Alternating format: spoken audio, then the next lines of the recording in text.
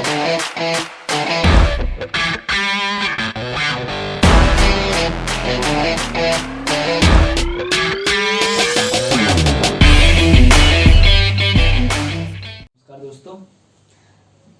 कैसे हैं आप लोग। GCS क्लासेस में आपका स्वागत है। मैं अभिषेक कुमार झा आपका स्वागत करता हूं और 9वीं कक्षा के साथ हम आपके सामने उपस्थित हैं उत्तर लेखन को लेकर। पिछली कक्षाओं में हमने 2 प्रश्न किए थे जो संघ लोक सेवा आयोग में आए हुए थे, ठीक है, UPSC मेंस में, और उसे मैंने अच्छे से समझा था कैसे लिखना है, ठीक है। तो इस संदर्भ में अगर आपको कोई परेशानी आ रही हो, अगर कोई बातें आपको समझ में ना आ रही हो, ठीक है, या किसी भी मामले में उत्तर लेखन में किसी भी खंड में आपको ऐसा लगता हो कि मुझे समझ में नहीं आई है, तो इसमें आप मुझे प्रश्न हमें भेज सकते हैं। अपने प्रश्न चाहे वो कमेंट सेक्शन में हो या फिर व्हाट्सएप और टेलीग्राम लिंक से हो, ठीक है, आप हमें भेजें। हम या हमारी टीम इसे देखेगी और इसका आपको इसका समाधान उपलब्ध कराएगी, ठीक है। तो आइए कक्षा पे आते हैं और मैं एक एक करके उसी तरह क्वेश्चन लिखता हूं और उसे सॉल्व करेंगे, ठीक है। देखिए, ये कक्षाओं का उद्देश्य एकमात्र ये है कि आप इन सभी प्रश्न को हल करने के बाद आपके अंदर एक सेटिस्फेक्शन होगा, एक संतुष्टि होगी कि हाँ, मैंने जो कक्षाएं की वो UPSC में आई हुई थी, जो प्रश्न मैंने किया वो UPSC में आए हुए थे। तो इससे आपको लगेगा कि हाँ, मैं इसे समझ पा रहा हूँ या पा रही हूँ, ठीक है, ठीक है। तो ये इन मामलों में आपको ऐसा लगेगा कि हाँ, इस प्रश्न को मैं समझ पा रहा हूँ या पा रही हूँ, ठीक है। तो हम प्रश्न को लिखेंगे और उसे समझने का प्रयास करेंगे और उसे लिखेंगे, ठीक है, ठीक है। तो आइए प्रश्न लिखते हैं और प्रश्न लिखने के बाद इसकी ड्राफ्टिंग करते हैं। प्रश्न जो है वो मैं ले रहा हूं, वो प्रश्न है, आप प्रश्न नोट डाउन करें। प्रश्न है, जय जवान जय किसान, जय जवान जय किसान नारे के उद्भव और महत्व पर एक समालोचनात्मक लेख लिखिए। प्रश्न फिर से मैं बोल रहा हूं कि जय जवान जय किसान नारे के उद्भव और महत्व पर एक समालोचनात्मक लेख लिखिए, ठीक है। मैं अब इसे लिख दे रहा हूं, क्योंकि इसलिए मैं लिख देता हूं ताकि परेशानी ना हो आपको समझाने में। थोड़ा ऊपर से लिखता हूं।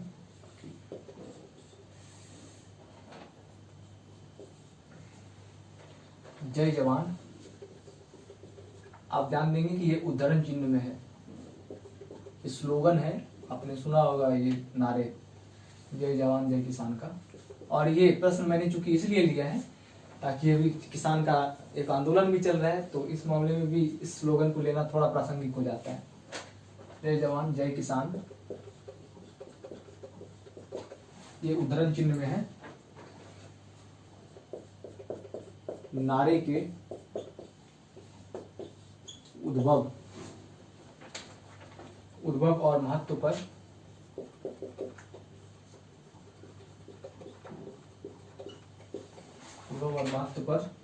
एक समालोचनात्मक लेख लिखिए।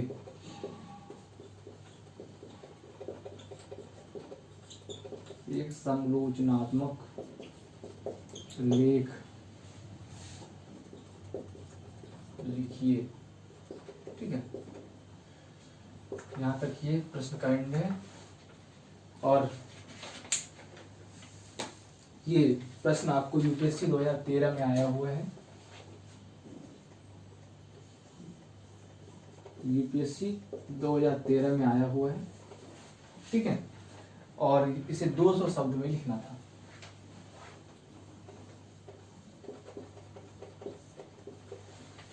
शब्द में लिखना था, ठीक है। तो देखिए, इसे समझते हैं, ठीक है। देखिए, सबसे पहले प्रश्न पढ़ते हैं कि प्रश्न क्या कह रहा है। प्रश्न है कि जय जवान जय किसान, ठीक है, यहां तक उद्धरण चिन्ह में है, ठीक है। जब भी कोई कथन हो, कोई उद्धरण चिन्ह में बंधा हुआ कोई वाक्य हो तो उसमें सबसे पहले उत्तर की शुरुआत करते हैं कथन के आशय से। ठीक है, कथन का आशय। ठीक है, कथन का आशय का मतलब ये है कि उस कंटेंट को या उस स्लोगन को या उस उद्धरण चिन्ह में रखे वाक्य को, उसका अर्थ आप समझा दें पहले कि इसका क्या अर्थ है। ठीक है, तो इस बात का आप ध्यान रखेंगे। मैंने आपको बता दिया कि कथन के आशय से उस प्रश्न की उत्तर की शुरुआत होती है। तो सबसे पहले जय जवान जय किसान नारे के उद्भव और महत्व पर एक संरचनात्मक लेख लिखिए।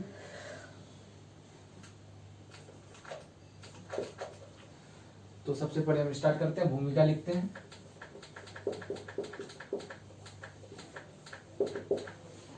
ठीक है, और भूमिका में क्या लिखेंगे, जय जवान जय किसान। तो सबसे पहले लिखेंगे इस कथन का आशय,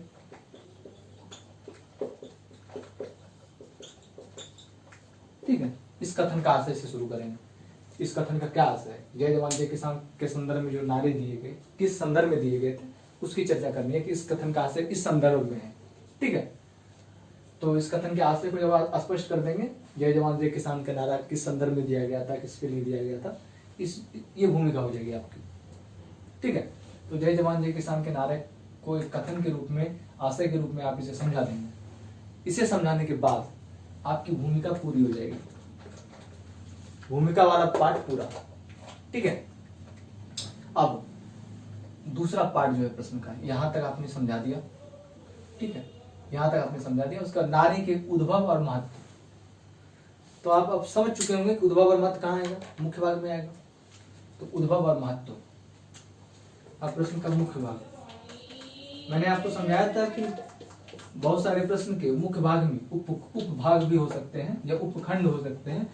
उपखंड, मुख्य भाग तो एक बड़ा ढांचा है। जैसे मैं आपको समझाना चाहूँ तो किसी भी उत्तर का मुख्य भाग एक बड़ा ढांचा है। ठीक है, ये मुख्य भाग अगर है तो इसमें से ये प्रश्न के मुख्य भाग में छोटे छोटे खंड हैं। ठीक है, ये प्रश्न के लघु खंड है मुख्य भाग के, ये पूरा मुख्य भाग है। ठीक है, ये पूरा मुख्य भाग है और ये इसका लघु खंड है या लघु भाग है, खंड या भाग। ठीक है, तो ये इसका लघु खंड या भाग है। तो मुख्य भाग एक बड़ा ढांचा है और इसमें से लघु खंड बहुत सारे हो सकते हैं। संबंधित मुद्दे चिंताएं हो सकती हैं, चुनौतियां हो सकती हैं, उसका मूल्यांकन भी आ सकता है। ठीक है, ये सभी बातें, इसे आप ध्यान रखेंगे। मुख्य भाग बड़ा ढांचा होता है, उसके अंदर ये सभी बातें आती हैं।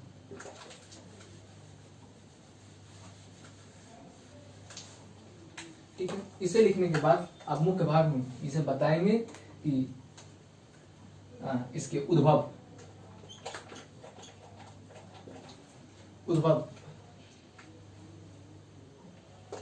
इसका उद्भव कैसे हुआ, कब दिया गया। ठीक है, मतलब इसकी ऐतिहासिक पृष्ठभूमि लिखेंगे, ऐतिहासिक पृष्ठभूमि लिखेंगे। ऐतिहासिक पृष्ठभूमि लिखने के बाद आप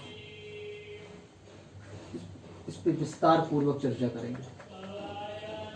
विस्तार पूर्वक चर्चा में आप लिखेंगे कि ये कब दिया गया, किस समय दिया गया।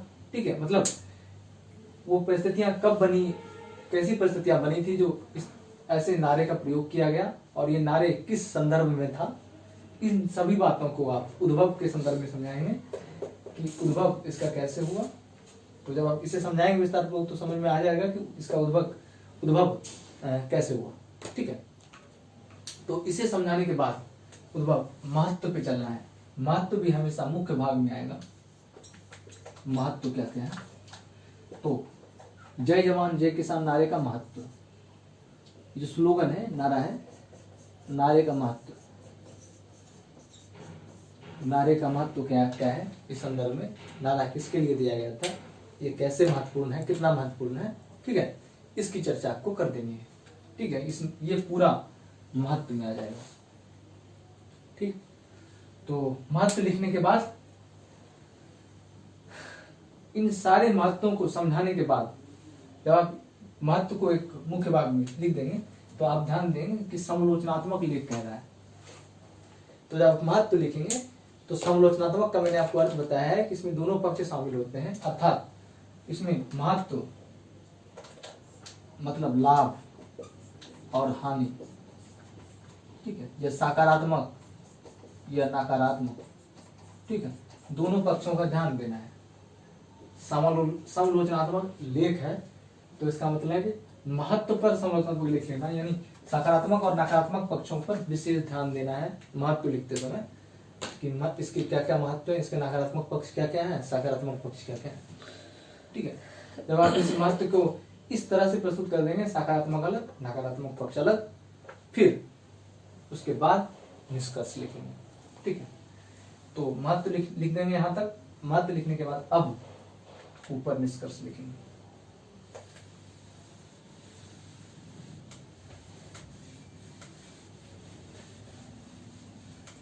निष्कर्ष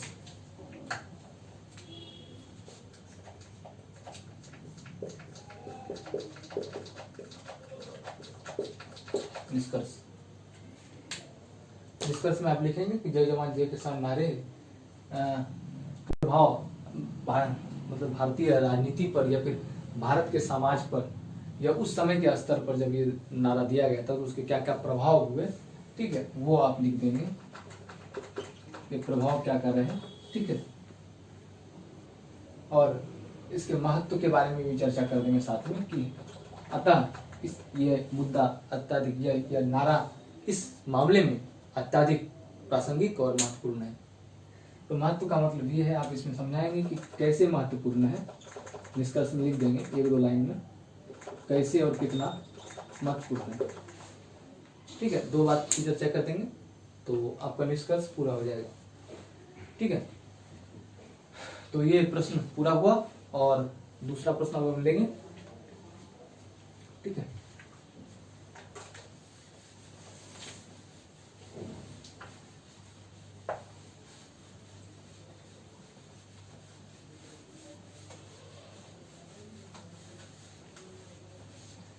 देखिए, हिंदी माध्यम में जो समस्या है उसमें से एक समस्या एक आंसर राइटिंग की भी थी, इसलिए हमारी टीम ने सोचा कि सबसे पहले ऐसे ही लाया जाए, क्योंकि मैंने इस तरह के मैंने भी अपने व्यक्तिगत जीवन में कुछ अभ्यर्थियों को ऐसा देखा है कि इस तरह की धारणाएं हैं कि कुछ व्यक्ति हिंदी मीडियम को छोड़ के इंग्लिश मीडियम की ओर विस्थापित हो जाते हैं, ठीक है, एक हताशा और निराशा के कारण, ठीक है। मैं इस पे एक आपको लघु कहानी सुनाऊंगा, लेकिन फिलहाल पहले प्रश्न लिख लेते हैं।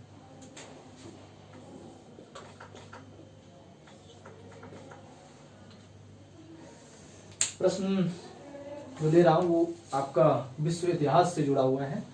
उसमें है अमेरिकी क्रांति वाणिज्यवाद के विरुद्ध। प्रश्न आप लिख लें पहले। अमेरिकी क्रांति वाणिज्यवाद के विरुद्ध एक आर्थिक विद्रोह थे।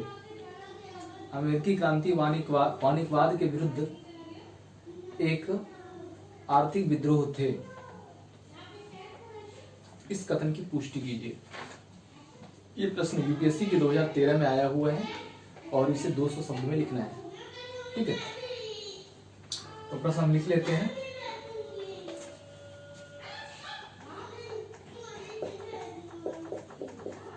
अमेरिकी क्रांति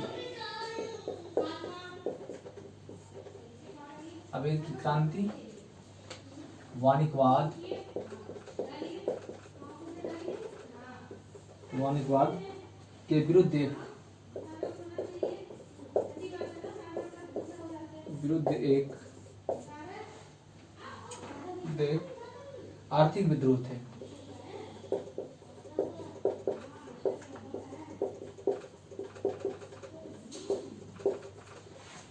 ठीक है,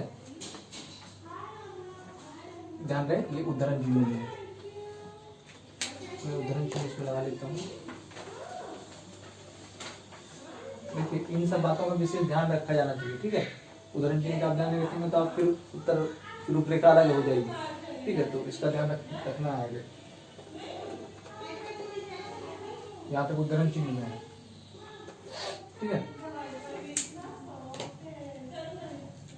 यहाँ तक उद्धरण चिन्ह में है। उसके बाद आगे हम प्रश्न लिखते हैं, इस कथन की पुष्टि कीजिए।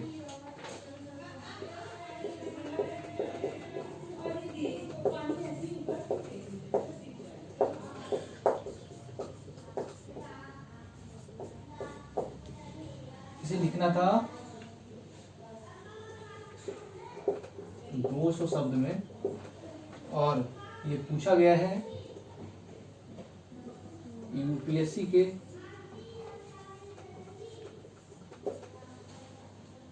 2013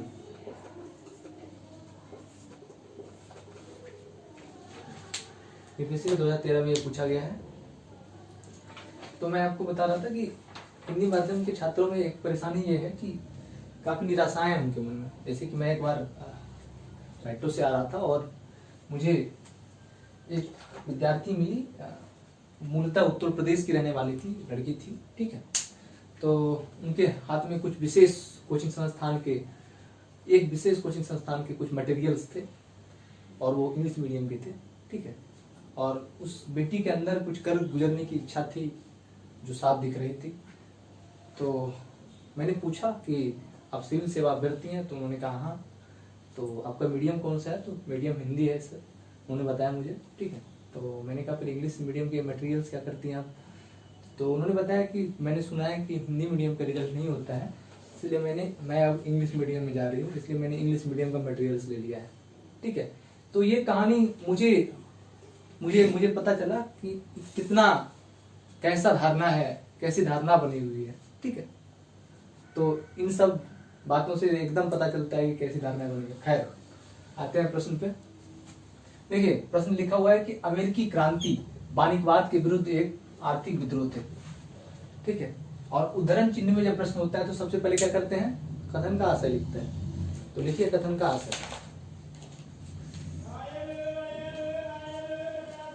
कथन का आशय सबसे पहले क्या लिखेंगे? कथन का आशय।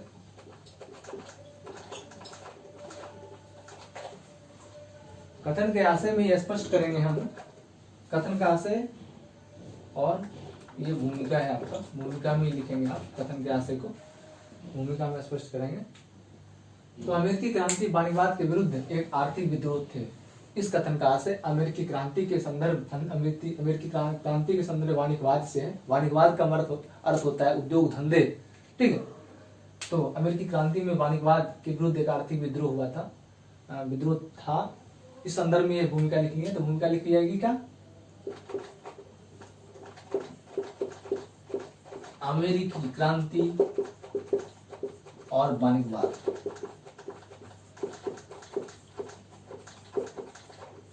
ठीक है, भूमिका किस पे लिखी जाएगी? अमेरिकी क्रांति और वाणिज्यवाद। आप इसे समझा देंगे कि अमेरिकी क्रांति और वाणिज्यवाद, अमेरिकी क्रांति वाणिज्यवाद के विरुद्ध एक आर्थिक विद्रोह था। इसका मूल तात्पर्य यह है कि अमेरिकी क्रांति जो हुई वो वाणिज्यवाद के विरुद्ध थी। इस कथन का आशय यह है। तो इसे आप स्पष्ट करेंगे, अमेरिकी क्रांति वाणिज्यवाद के विरुद्ध थी। और भूमिका जब हो जाएगी आपकी, तो भूमिका के बाद आप जो लिखेंगे उसमें से आप प्रश्न को पढ़ेंगे पहले कि विरुद्ध एक आर्थिक विद्रोह थे। अब मुख्य भाग जो होगा, मुख्य भाग में आप इस बात की चर्चा करेंगे कि अमेरिकी क्रांति का उद्भव कैसे हुआ,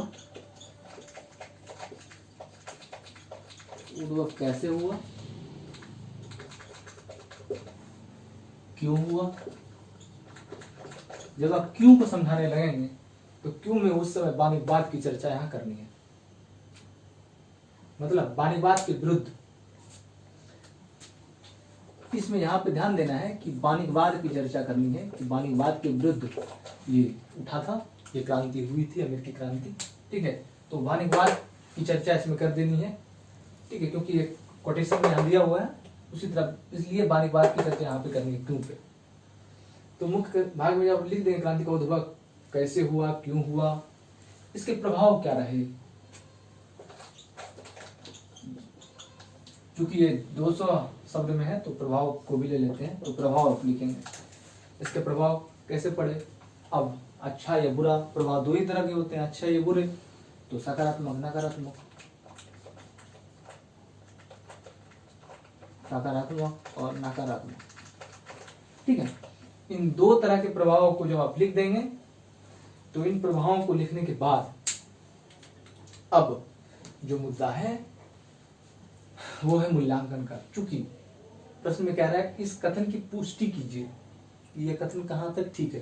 पुष्टि करना मतलब होता है कि कथन सच है, ये कितना सच है कितना झूठ है, इस बात की पुष्टि आप कीजिए, इसे सत्यापित कीजिए कि कितना सही है कितना गलत है। ठीक है, इसकी मार्किंग कीजिए। तो मार्किंग करते हैं, प्रश्न को मैं मिटा रहा हूं।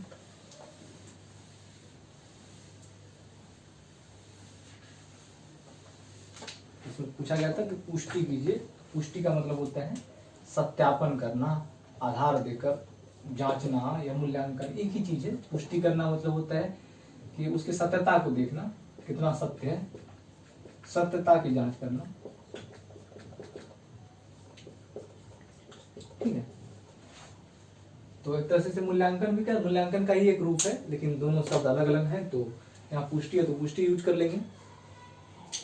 इसमें जब आप प्रभाव को देख लेंगे, वाणिज्यवाद के विरुद्ध कैसे सकारात्मक और नकारात्मक प्रभाव रहे।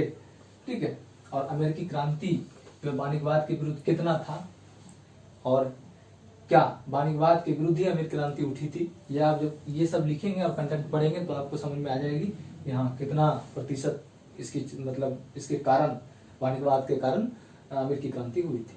तो अमेरिकी क्रांति जब लिखेंगे आप, इसमें मूल्यांकन या पुष्टि करने के लिए लिखेंगे कि हाँ, इस मामले में जो है अमेरिकी क्रांति वाणिज्यवाद के विरुद्ध ही एक विद्रोह था, जो कि वाणिज्यवाद के विरुद्ध उठा था और इतने एसपी में उठा था। ठीक है, उसकी चर्चा कर देनी है मूल्यांकन।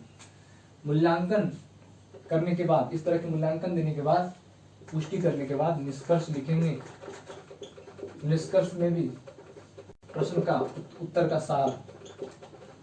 सार लिखेंगे।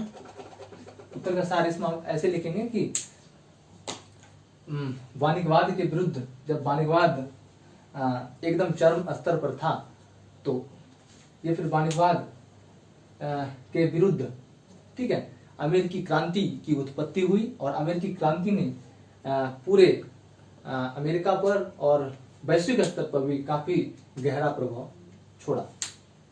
ठीक है, तो ये निष्कर्ष हो जाएगा। ठीक है, तो ये प्रश्न भी हमने कर लिया। तो इस तरह से दो प्रश्न हमने कर लिए। ठीक है, और इसी प्रश्नों के साथ हम मिलते हैं अगली कक्षाओं में फिर से। ठीक है, तब तक के लिए धन्यवाद।